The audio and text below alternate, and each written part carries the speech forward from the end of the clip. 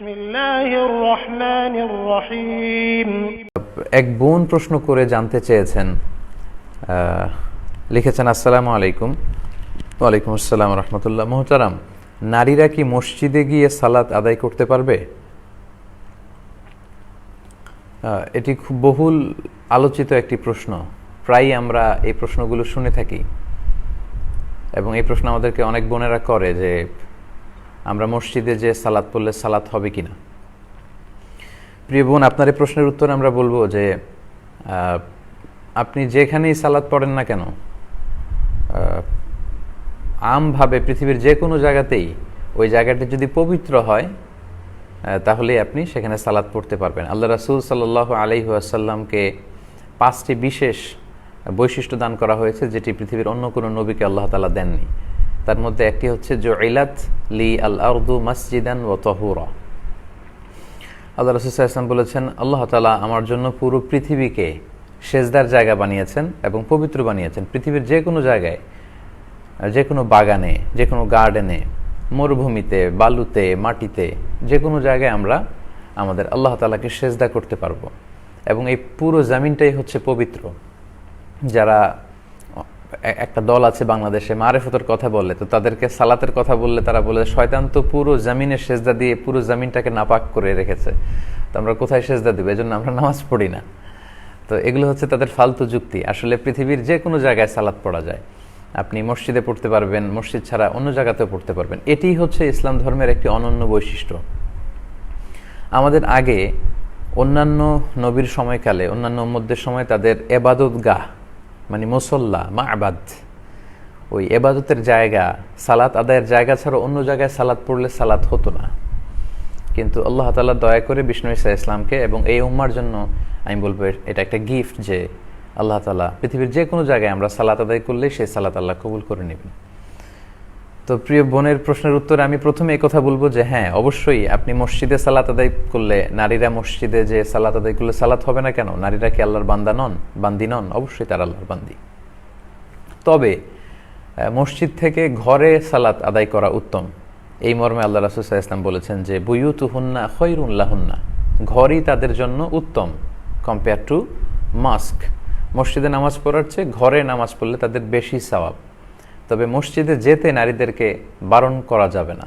আল্লাহ রাসূল সাল্লাল্লাহু আলাইহি ওয়াসাল্লাম বলেছেন লা তামনাউ ইমা আল্লাহি মাসাজিদ আল্লাহ, তোমরা আল্লাহর বান্দীদেরকে, আল্লাহর বাদীদেরকে মসজিদে যেতে বারণ করো না। তো আপনার স্ত্রী যদি মসজিদে যেতে চায় আপনি বারণ করতে পারবেন না, তাকে যাওয়ার সুযোগ দেওয়া উচিত। যদি সেফটি, সিকিউরিটি অ্যান্ড হেজাব সে মেনটেন করে তাহলে তারা যেতে পারে। কেননা জুমার সালাতে শুধু আমরাই বক্তব্য শুনলাম, আমাদের বোনরা, আমাদের মায়েরা শুনলো না, বঞ্চিত হলো। ঈদের সালাতের এত গুরুত্বপূর্ণ খুতবায় কত বিষয় নিয়ে, মুসলিম উম্মার ক্রাইসিস নিয়ে, সমস্যা নিয়ে, সম্ভাবনা নিয়ে ইমাম সাহেব বা খতিব সাহেব গাইডলাইন দেয়, এগুলো শুধু আমরাই শুনলাম, আমাদের বোনরা, আমাদের মায়েরা শুনলো না। ফলে উম্মাটিক যে ডেভেলপমেন্টের কথা আমরা বলি এটা কিন্তু সম্ভব না। কারণ নারীদেরকে বাদ দিয়ে আপনি কোনো ধরনের উন্নয়ন এটা করতে পারবেন না। আপনার উম্মাটিক ডেভেলপমেন্ট যদি আপনি বলেন, আপনার ফ্যামিলিকে ইসলামাইজ যদি আপনি করতে চান, আপনার সোসাইটিটাকে যদি ইসলামাইজ করতে চান, পুরুষদের পাশাপাশি বোনদেরকেও এই সমস্ত ইসলামিক প্রোগ্রামে নিতে হবে। জুমার সালাতে, ঈদের সালাতে তাদেরকে যাওয়ার সুযোগ করে দিতে হবে। তো এই জন্য আমরা বলি যে কোনো বোন বা নারী যদি মসজিদে সালাত পড়েন সে সালাত হবে, এবং মসজিদে যে সালাত পড়তে চাইলে তাদেরকে বারণ করা যাবে না। তবে তাদের জন্য শ্রেষ্ঠ জায়গা হচ্ছে তাদের ঘর। তারা ঘরে সালাত পড়লে বেশি সওয়াব পাবেন।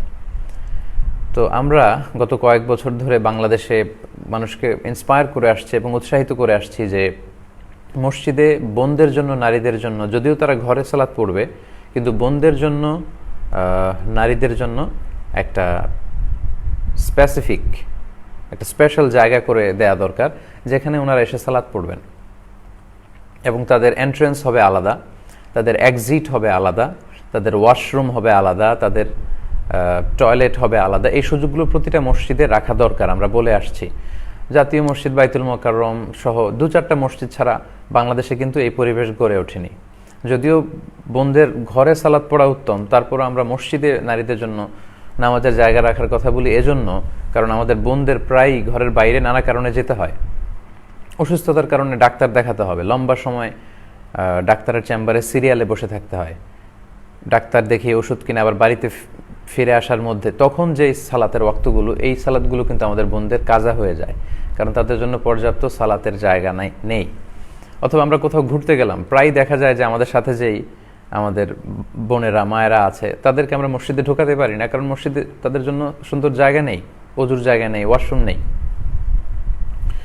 তো বাইরে কোনো প্রোগ্রামে গেলে, কোনো কাজে গেলে কিংবা আউটিংয়ে গেলে আমাদের বোনদের সালাত যেন কাজা না হয়, এজন্য প্রতিটি মসজিদে খুব সুন্দর করে স্থানীয় দায়িত্বশীল যারা তাদের উদ্যোগে তাদের সালাতের একটি জায়গা রাখা দরকার এবং ওয়াশরুম করে রাখা দরকার।